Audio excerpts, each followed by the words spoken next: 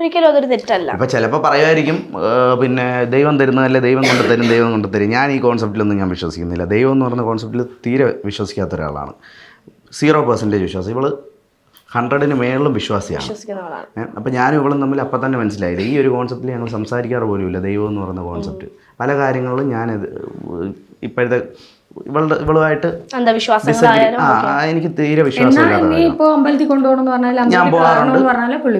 പക്ഷെ അല്ലാത്ത പക്ഷം എനിക്ക് ദൈവവിശ്വാസം എന്ന് പറയുന്ന സാധനമില്ല. മനസ്സിലായില്ലേ?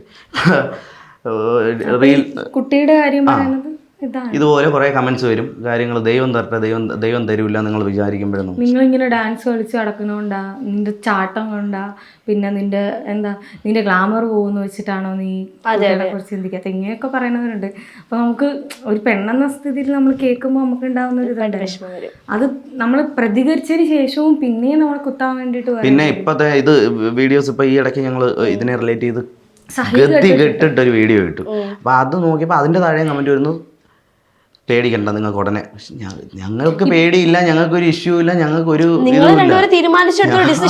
അത് ഡിസിഷൻ എന്ന് പറഞ്ഞു കഴിഞ്ഞാൽ അതിന് പറയുന്നത് പോലെ കുറച്ച് കാലം കഴിഞ്ഞിട്ട് മതി എന്നുള്ളത്. ഇനിയിപ്പോൾ ഞങ്ങൾക്കിപ്പോൾ തോന്നുന്നു വേണമെന്ന് തോന്നി തുടങ്ങിയ സമയമാണ്. ഇനിയിപ്പോൾ ഞങ്ങൾക്ക് അതുമായിട്ട് മുന്നോട്ട് പോകാനാണ് ഞങ്ങളുടെ തീരുമാനം. അല്ലാണ്ട് നാട്ടുകാർക്കോ അല്ലെങ്കിൽ ഈ പറയുന്ന കമൻസ് ഇടുന്നവർക്കോ അതിനെക്കുറിച്ച് ബോധമിടാവേണ്ട കാര്യമില്ല. ഇത് ഞങ്ങളുടെ രണ്ടുപേരുടെ മാത്രം ഡിസിഷനാണ്. ഇതിൽ ഞങ്ങൾക്ക്